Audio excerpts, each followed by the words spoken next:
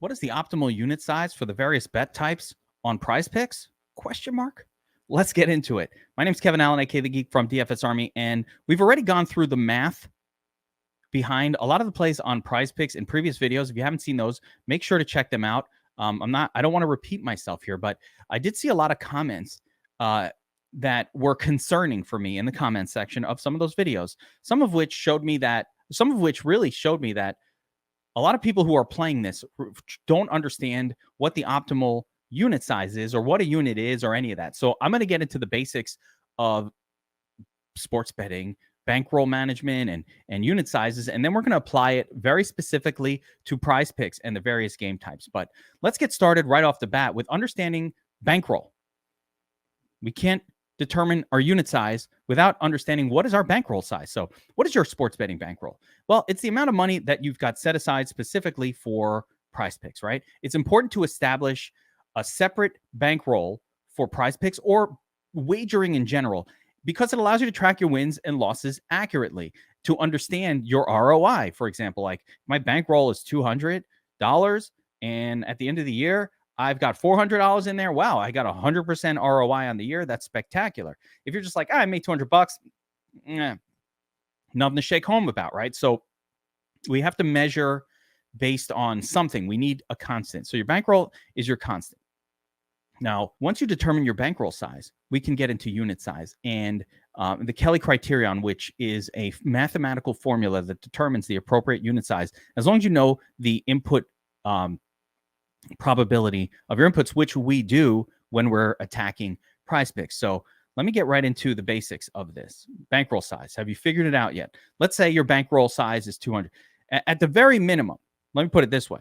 If you're watching this video and you know that DFS Army, for example, code DFS Army, you get a $100 deposit match. So the very least that you should have in your PrizePicks account is about $200, because if you just deposited the initial 100 required to get the full $100 deposit match, you would have 200. So if you have less than $200, if you deposited less than $200 in your PrizePicks account when you got started, knowing that the code DFS Army was going to double whatever your initial deposit is up to 100. So if you chose to only deposit $50, even though you were getting a full 100% deposit match, actually, I want you to just shut this video off, because this isn't for you.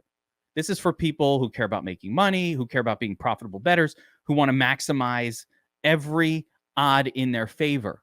And if you chose not to get the free money, the deposit, at least max out the 100% deposit match, I want you to shut this video off, leave this channel, unsubscribe if you're subscribed. This channel's not for you. We do math here and we try to be profitable bettors. So that's not for you. But let's say you did that. Hey, I put in my 100, I got a $200 bankroll. That's that I would call that a minimum kind of bankroll for a site like PrizePicks. And you can play there and have fun even with that amount of money. And of course, this scales up to as much as you want, but we're going to use 200 as the example. So let's say your bankroll is $200. How much should you bet on each situation, on each night? Hey, every day we've got a couple of different. We might be giving out 10, 15, 20 plays a night. Should I do the 2 play? Should I do the 4 play, the 5 flex, the 6 play? What should I do and how much should I bet? And that's what we're going to get into right now. So before we actually come up with the numbers, I want to talk about something called the Kelly Criterion. And I want to explain why most people lose money betting on sports. They don't understand the math behind sports. And I'm trying to simplify the math, but I'm going to try to present this as simply as I can.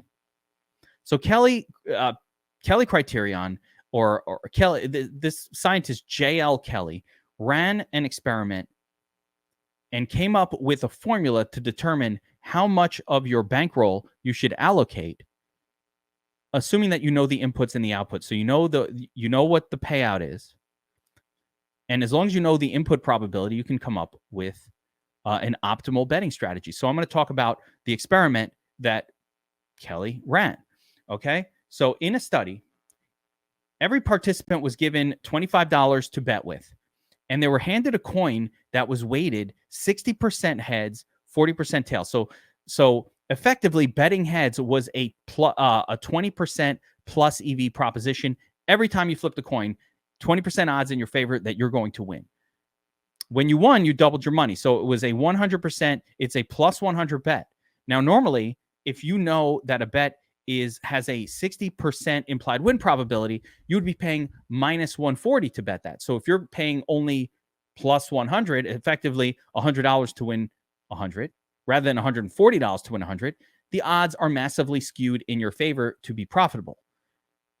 Effectively, you should never lose money at this, because with a proper bankroll allocation strategy, you cannot lose, or the odds against you losing money are astronomically low. As a matter of fact, 100% of these people should have walked out of this experiment winning the maximum amount of money, which was capped at $250. So they were allowed to win up to $250. Now, here's what actually ended up happening. So you've got this coin, you've got a $20 bankroll, and you've got 30 minutes to flip it as often or as not often as you want. Make a bet on each flip and determine how much you want to bet on every single bet. And I'm going to tell you some crazy things that people did. 21% of the participants, remarkably, 28% of the participants in this experiment lost all of their money. They went broke. Geek, how could somebody lose all their money placing only plus 20% EV bets? Well, because people don't do optimal things. People do stupid things. Most people are morons. Most people have no clue about math or how to calculate it or implied probabilities or any of it. They don't know.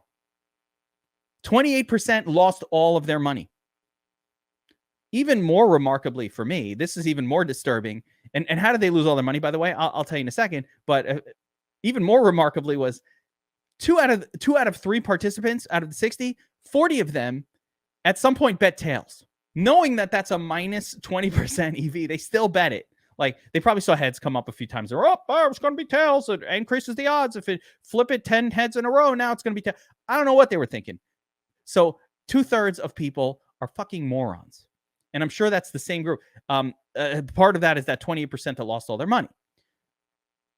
20% of them at some point just bet all of the pot on heads. Probably bet it again and again. So they're like, oh, it's skewed in my favor. $25 on heads. Boom, I won it. Great. Now I got 50. $50 on heads. Great, I won it. Now I've got 100. $100 on heads. Great, I won it. Now I got 200. 200 on heads. Lost all their money. Because that's not the optimal way to bet, right? Even when an outcome has a 60% implied probability of occurring, and even if you're getting paid 100%, so you're getting played plus 100 or 2x your money against a 60% implied probability, you should not bet all of your bankroll, because that outcome still has a 40% chance of losing. What is the optimal bet allocation for that situation? Well, right here, I've got a Kelly Criterion calculator. I'm not going to get too deep into this. I've already run this for the PrizePicks, but I just want to show you the example. So we've got a 60% implied win probability, odds of plus 100, or double your money, 2x plus 100. What does Mr. Kelly think we should be betting on any given bet? 20% of the bankroll. So in the perfect world, the participants in the study would be betting on their $25 bankroll, starting bankroll, $5 per flip over and over and over and over again, right? $5, $5, $5, $5. Now you'd have to lose 5 times in a row to go bust. The chances of losing 5 times in a row and going bust, just if you didn't want it, and there's other techniques here, but it would be 0.4. That's your odds of hitting tails. And then we got to do it 5 times in a row to go bust. So we go 0.4 times 0.4 times 0.4 times 0.4. Got to do it one more time, times 0.4. And the odds of you going bust are 0.01 or approximately 1%. So 99% chance you're not going broke in 5 spins. And chances are, and again, you're winning, you're losing, you're winning, you're losing. But over time, the plus 20% EV will catch up with you. And as long as you're flipping that coin enough times, eventually you're going to hit that $250 cap on the experiment. But here's the thing. Almost no one did that. Why? Because they don't understand optimal betting strategy. Why do most people lose money betting on sports? Why do most people lose money playing DFS? They don't understand the optimal strategy. We've got to beat a VIG. We've got to beat the house. whatever we've got to do. They're not doing that. They don't understand the math and they lose money. So we're going to try to avoid that. So let's bring it back around to PrizePicks. Now, we already know, we have some things that we already know about PrizePicks. We know the win rates required for each leg for the various game types, the 4, 5, and 6 flex plays, right? We know how to calculate our win probability. It's effectively using the sports betting book odds against the PrizePicks tool. We've already talked about this. So, hey, if I've got a play that is bettors are betting minus 150 on, and there's a little bit of nuance to this. It's not perfection, but we can get really close. If bettors are betting minus 150 for player X to go over 5 rebounds, you could give it a pretty good likelihood that that is a minus 150 situation, which will give us implied probability right around 60%. We just use those numbers. Make sure that every bet that we're putting in, every play, every leg, is skewed in our favor, at least plus 55%. So did a little math using the Kelly Criterion calculator. And for the 2-play, for example, if you're able to find 2 spots with 65% win probabilities, you should bet 13% of your bankroll. So with a $200 bankroll, that would be approximately, and that's the full Kelly, that would be approximately, let's see, 13%, $26. So if you found 2 really good spots, and usually if we're doing the 2-play, that's where you want to be. You want to be in that 60 to 65% range. Your core plays for the night, bet about on your $200 bankroll, 13%. So you're betting about, again, let's call it $25 on that play. If you're only finding 60% win probability, so not as great as spots, but you want to play it, that's only 4%, or that would equal $8 on a $200 bankroll. If you're only finding 58% win probabilities, you should not bet this at all in a 2-play. That's where we want to get down to the 5 and 6 flex, where we actually have some potential margin. So again, going back to our calculator and our EV margin calculator, you could see that, you know, at 58%, you're making almost nothing on a 2-play. You're losing money on the 3-play, and not bad if you could find 4 spots and you want to do the 4 power play. 5 flex, of course, is the best at a 26% EV, and 6 flex would be even better at 40% EV. But here's the thing, and this is the part that I think people were complicated or really not fully grasping the last time I went over this. When you play a 5 or 6 flex, you're trying to hit 5 or 6 legs of this parlay, or ideally even the 4-leg power. You're only going to actually win. You're only going to, if you're putting in plus EV plays, meaning these 55, 58% spots, you should only expect to win 5% of the time, or even under 3% of the time for the 6 flex, and only about 5% of the time for the 5 flex. What is 5%? That means that for every 20 times you put in a 5 flex lineup, even skewing the odds for each leg in your favor a little bit, it's going to take you about 20 times doing that to win it even just once. And that's, I think, one of the things I got from some of the comments. People didn't understand, well, I put in 6 plays that were all 60% implied probability and I didn't win. So what are you talking about, geek? And I'm like, well, did you do it 30 times? Because after doing it 30 times, we're hoping as long as you win it just once, you're going to be profitable. Well, what? I didn't understand that. Yes, that's why bankroll management is important, because if you put all of your money in on your first time, you've got to, it's going to be 30 times. It could take 60 times until you win it even just once.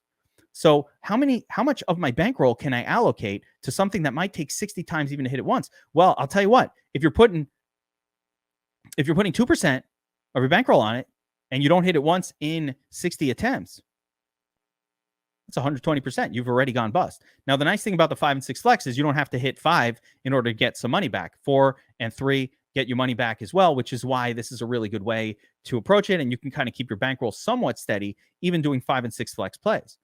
But understand, it's going to take about 30, 20 attempts normally to hit 5 out of 5. That's when the profits start to happen. That's when your bankroll starts to go up. But before that, you're probably going down in bankroll.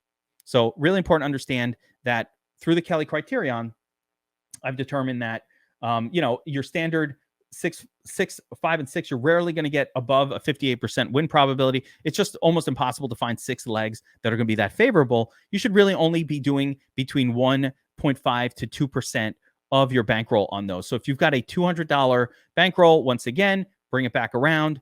at most $3 to $4 on a 5 or 6 flex play. Usually 3, right? 2% is going to be 4. So on a 6 flex, if you can find that many spots, that's a 4. It's weird, but you can actually bet a little more on the 6 flex than the 5 because it gives you a little more leeway. Don't ask me why. That's what the numbers say. 5 flex, a little bit less. So that'd be about $3. So about $3, $4 on your $200 bankroll. Again, you can expand this out. If your bankroll is $1,000 for the year, it's much easier to figure out what 2% is, right? $20. So depending on the size of your bankroll, but assuming it's a $200 bankroll, 2%, $4, 1.5%, $3. That's about what you should be doing on your 5 and 6 flex plays. And you should not just be playing two plays at this level, but assuming you find some decent 2-play odds, I would go anywhere from 4 to 10% of your bankroll, depending on how skewed it is. I'm going to show you a situation where we skew it up like crazy. So 4% is your most likely. So 4% of 200 is $8. So an $8 bet on the 2-play when you find 2 good spots that you really like. $8. Remember, really not going to go over the 2% on the 6 flex. That's going to be about $4. Now, when do you jack it up? I'm going to show you a situation that came up in the DFS Army Discord yesterday where I was able to jack up my unit size like crazy using the Kelly Criterion calculator. So one of the cool things we have going in DFS Army, of course, is our Discord where Will and Sniper and myself, we're dropping plays all the time, right? Dropping plays on the regular. And I want to show you something that a situation that came up last night. Will Lynn jumps in the Discord and says, be ready for a nuke, everybody. Okay, I'm ready, right? Post a little note here from a coach on WBC. And again, we're scouring. There are much, much better odds to be found on things that aren't NBA, that aren't popular on PrizePicks like MMA last week, where I gave you a 4 out of 5 video. It was a really easy one. I had a lock in there, a core play. I said, build around this. World Baseball Classic, WBC. The more random the sport is, the better the odds you can skew because these markets are not heavily played. So in this case, WBC, some pitcher was going to start, and it's a 3-batter minimum according to how the rules of this game of the WBC work. And the coach goes, I'm just going to review how he pitches. We'll just go through the first 3 hitters. We'll take the game from there. If he's doing well, he'll get a 4th hitter. If not, I'll turn it over to the bullpen. So the coach effectively told you, as long as he's doing well, he might get a 4th hitter. So we already kind of know this guy's only going to see a couple of hitters. The more or less here is 3.5 hits allowed, meaning, oh my God, there's no way this is super unlikely, let's put it, that this coach is going to have a pitcher in there. He allows 3 hits in a row and it's going to keep him in for a 4th. You're out. You played your 3, you're out. So this was basically a 100%er, a nuke play, which, by the way, cash that nuke, right? But I want to show you how to calculate this on the Kelly Criterion calculator. Again, we have the link to the Kelly calculator in the description. In addition, if you want our PrizePicks math sheet that you can adjust, just fill out. There's a request form in the description to this video as well. Just pop in that form. And I want to show you how to do it because I've gotten this question. When you get access to the sheet, I want you to go File, make a copy. You're going to make yourself a copy, and then you will be able to adjust these numbers. Like you can go up to 60%, and you can see the EV for all of these different plays. You can't do that on the main form, or you'd be changing it while I'm making a video. So you have to make yourself a copy. But with that being said, let's go to the Kelly calculator here. And how do we calculate the odds of what does Kelly say when we have one leg that's virtually guaranteed? So I'm going to put that leg in at 95%, right? So let's clear this here. So leg number 1, I'm going to give it a 0.95%. So we had a nuke. Again, if you're in the DFS Army Discord, you're getting those on occasion. So make sure that you're in our Discord and you've signed up for the props package at DFS Army. It's $24.99. And I think we have a discount going. So there's a link for that as well. So if you want to be in the Discord and get these plays, the videos we put out are one thing, but the best plays definitely come up much closer to lock, especially for NBA, where player news really affects things in a major way. And we get these little windows of opportunity before the lines change where we can hammer what are massively skewed odds. So that's where you're going to make the most of your profit. But the first leg of this play is 0.95, and we're going to multiply that by a standard 0.58, which is generally just about any play that we find that we might play on PrizePicks. And our implied probability for this double outcome is 55%. Now we're going to go to our Kelly calculator. We're going to type in 55% at plus 200 odds, which is a 2x, which is what the power play is. Let's calculate it. And here is where you load up 32% of your bankroll, $200 bankroll last night. You put in $60 on this one play, but I'm going to show you a better way to do it.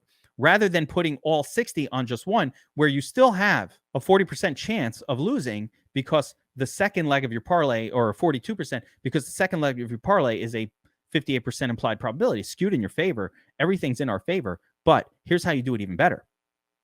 Rather than do all of this 32% on just one pick, like, hey, we're taking again, go back to the score. We're taking O'Loughlin plus, Kyrie Irving, or plus Jokic, or whatever other play. I would then break this up into another 5 plays. So now I'm going to take O'Loughlin and go O'Loughlin with player X, O'Loughlin with Y, So I'm going to run 5 or 4 2-play power plays. We'll total it out to the 32% of a bankroll. So again, $60 on a $200 bankroll. It gets crazier when your bankroll's $10K. Now we're talking $1,000. So I want to spread those around. I don't want to do it on all just one. So I'm spreading it around. So I'll find 5 different plays, and I'll break up the $60 into 5 plays of $12 each, all starting with O'Loughlin and adding in a second spot, 0.58, 0.57, 0.59. It doesn't matter. And so that's how I'm going to preserve capital. Now, on average, if I run 5 of those, look, what's going to happen, right? So let's go back to our $60 example. We're going to run, where's my math sheet? Let's use the calculator here. We're going to run 60, and we're going to hit the implied probability. So we're going to win 40% of the time. So we're going to bet $12 5 times. We're going to win that 60% of the time. So I'm going to say 3 times we win. So we bet we're going to make 24 plus 24 plus 24, because we hit the $12 bet 3 out of the 5. We're going to lose it twice because our second leg is only a 60% implied probability, which means 40% of the time we're going to lose. 24, 24, 72. Now let's compare that to if we just went balls to the wall and bet the full 60 in one shot. Well, in that case, number one, it's important to note that we profited $72 on a $200 bankroll. Really good, right? We profited 72. But now let's go balls to the wall and just bet it all. So we bet the full $60 on a proposition. Well, if we win that, we got 120. It's better, but we got a 40% chance of losing all of our bet. So with the approach I use, where I split it up into 5 different plays, as long as I could find the 0.58s, and then of course we're going to make one power play with all 5 in there, and with all 4 of the others and the original one, we're going to do that too. But for the power play, for the 2 play, I bet $60. I have a chance of winning back 120, which is great, but I've got a 40% chance of just losing my 60. So with the approach that I used, instead of making 120, we're going to profit 72, but our chances of losing money or losing all our money are massively lower. There's really no chance of losing all of your money or I'm not going to say there's no chance, about a 1% chance of losing all of your money, as we determined before. If we play, the chances of hitting a 40% outcome 5 times in a row, or 4 or 5 times in a row, is about 1%.